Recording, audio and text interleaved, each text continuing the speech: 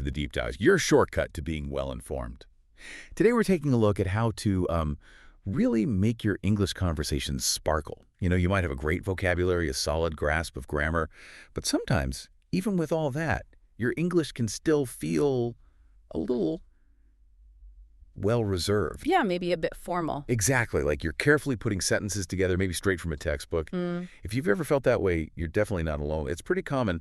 Many English learners get to this point where they understand the words, sure, but maybe not the rhythm or the subtle color of everyday chat. Right. So that's exactly what we're diving into today. We want to unlock some practical idioms. Oh, idioms. Those wonderful, sometimes surprising phrases that kind of act like, well, flavorings for your language. They make your English more natural, more engaging, and just, more expressive. It's so true. And these phrases, they aren't just like decorative bits. They're really essential for truly connecting in English. What people often miss is that idioms are almost like the language's secret handshake. Ooh, I like that. Secret handshake. Yeah, they carry so much unspoken meaning. They let you convey complex ideas or feelings, even humor, really concisely, things that direct translations just can't quite capture. Right. They help you navigate social cues, add this layer of authenticity. It's like understanding the subtext. It's the difference, really, between just understanding the words and truly grasping the intent behind them. That secret handshake idea really hits home. It shows how these phrases lift your communication beyond just, ticking grammar boxes. So our deep dive today is all about giving you some of those key handshakes. We've picked out 6 commonly used idioms. Good ones. Yeah, and we've split them into 2 helpful groups. Ones that can really power up your professional chats, and others that are perfect for making your daily casual conversations richer. The goal here is really to give you the tools to make your English genuinely come alive wherever you're using it. That sounds great. Okay, let's start by heading into the workplace. In professional settings, being clear and efficient is usually key, right? Absolutely paramount. So these first few idioms will help you communicate things, observations, expectations more precisely, more impactfully. They can streamline your interactions and help you sound, well, more confident. Definitely useful. Okay, our first idiom for the office, on the ball. Now, you probably heard this one floating around. It's common. But let's dig into why it's such a useful phrase. If someone is on the ball, it means they're not just like doing their job, they're quick thinking, they're alert, super responsive. Exactly. It's more than just saying someone's competent. When you describe a colleague as on the ball, you're really pointing out their exceptional attentiveness and their initiative. For example, you might say, our new project manager is really on the ball. She spotted potential issues before we even kicked off. Okay. See, that's not just a compliment. It creates a specific image. It tells everyone this person isn't just following a list. They're actively engaged, sharp, reliable, the person you trust with the important stuff because they see things coming. That's a really great distinction. It's not just doing a good job, but doing it with foresight. Precisely. I remember working on a team once. We got this new system, and one colleague was just always on the ball with it. Knew all the updates, figured out problems for others, had solutions ready before most of us even knew there was a problem. Wow, yeah. And it quickly made them, indispensable. So it's about building that reputation too, isn't it? Being seen as reliable and sharp. Absolutely. It signals competence and awareness. Okay, now let's look at an idiom that's also crucial, maybe especially when things don't go right. Cut corners. Ah, yes. This one. This phrase describes something we unfortunately see sometimes, doing a task in the quickest or cheapest or easiest way. But, and this is the key bit, usually at the expense of quality or thoroughness, or sometimes even safety. Yeah, this idiom immediately raises a red flag. It signals a potential problem. Think about, say, a product recall. You might hear something like, the investigation found the design team cut corners on safety testing. Right, bad news. It goes beyond just saying they messed up. It implies a deliberate choice was made, a choice to compromise standards for speed or cost. Okay. What's interesting here is that cutting corners often comes from pressure, tight deadlines, budget squeezes, but it almost always has that negative feel. It signals like a breach of trust or an unacceptable risk. It's a very short way to explain why something failed, and it usually leads to questions about, well, accountability. You touched on something really important there, that idea of a deliberate choice. It wasn't just an accident. Exactly. So for you listening, understanding cut corners is really vital.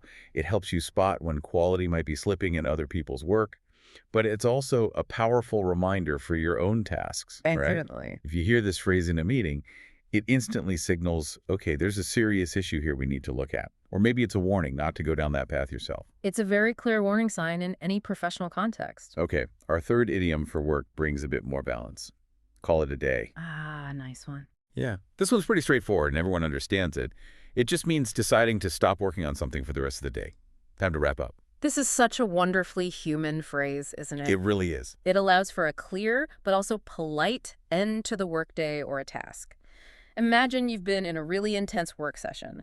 Someone might say, look, we've made amazing progress, but we've been going for 8 hours straight. Let's call it a day. Yeah. And come back fresh tomorrow. It's more than just stopping. It acknowledges the effort. Right. And it helps manage energy. It actually fosters a healthier work environment because it makes it okay to step away. Yeah. It helps prevent burnout. Which we know is so important. Absolutely. And that leads to better work in the long run anyway. I think its strength is in its simplicity and its positive intention. Call it a day isn't about quitting or giving up. No, not at all. It's about making a smart decision to recharge. It helps manage expectations, signals closure clearly, and it reinforces that idea that work has boundaries. It isn't endless. Whether you're finishing a long meeting, a tedious report, or just ending your shift, it's the perfect, polite way to switch out of work mode. It really helps maintain those healthy boundaries. Definitely.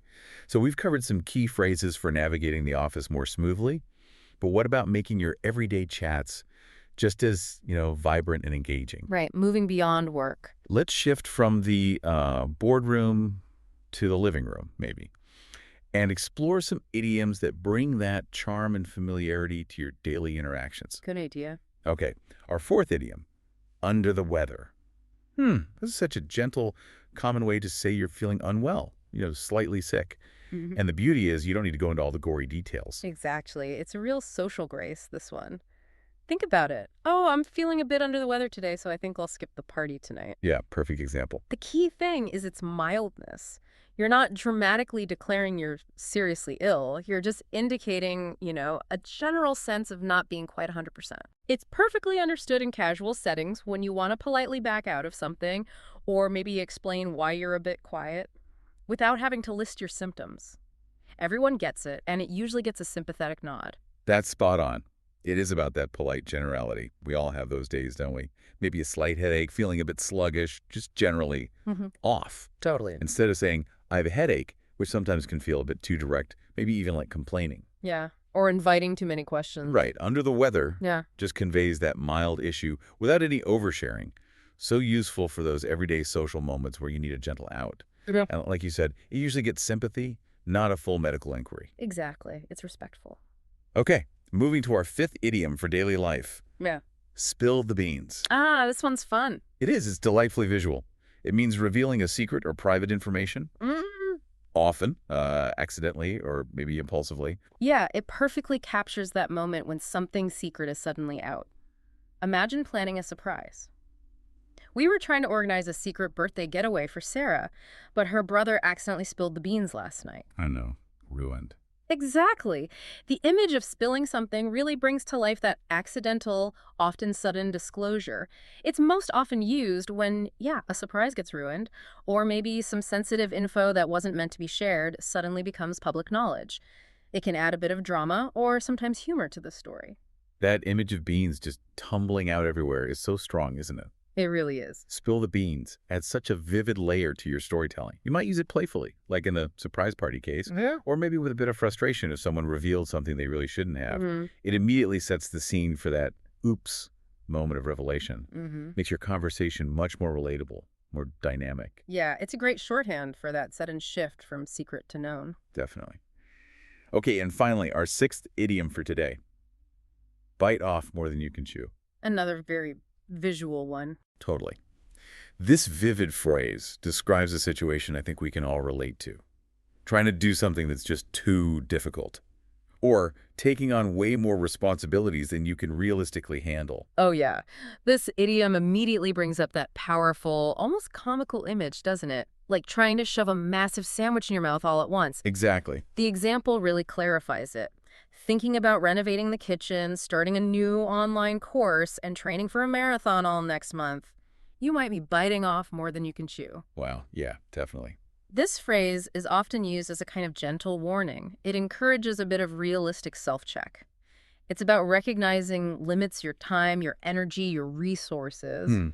It's an important bit of self-awareness, really, acknowledging when your ambition might be getting ahead of your actual capacity. That's a feeling I think we've all had at some point, right? Oh, for sure. Biting off more than you can chew is such a useful phrase for recognizing and talking about when things are getting overwhelming. Whether it's a huge project, maybe too many social plans, or some super ambitious personal goal. Right. It helps us put words to that feeling of being stretched way too thin, and it encourages a more realistic look at what we can actually handle. It can prevent that burnout we mentioned earlier. Exactly. Yeah. It's a kind, compassionate way to warn someone else, or even just remind yourself, hey, maybe pull back a little. Yeah, dial it back. So, wow, what an insightful deep dive. We've unpacked 6 really fantastic idioms today, covering everything from the precise world of work communication to the warmer, more relatable side of daily life chaps.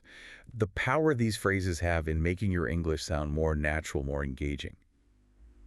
It's quite remarkable, actually. It really is. It does feel a bit like you've unlocked a new achievement in your language journey when you start using them. Absolutely. And these aren't just, phrases to memorize from a list. They really are tools for deeper connection. They allow for much more nuanced expression, and they offer a glimpse into the authentic rhythm of English conversation. That's a great way to put it. My biggest encouragement for you listening is honestly just, don't be afraid to try them out. Pick 1 or 2 that resonated with you. Try using them in your next conversation, maybe in your next meeting. Yeah. That's truly how language stops being something you just study in a book and becomes something you do, something you feel. That's excellent advice. Don't just learn them, use them. Yeah. And as you go about your week, maybe think about this.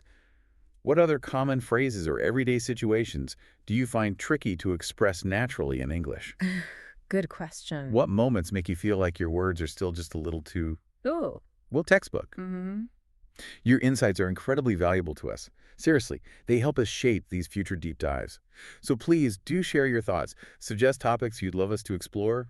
We always appreciate hearing from you. We really do. For now, keep those conversations lively, try out an idiom or two, and we'll catch you on the next deep dive.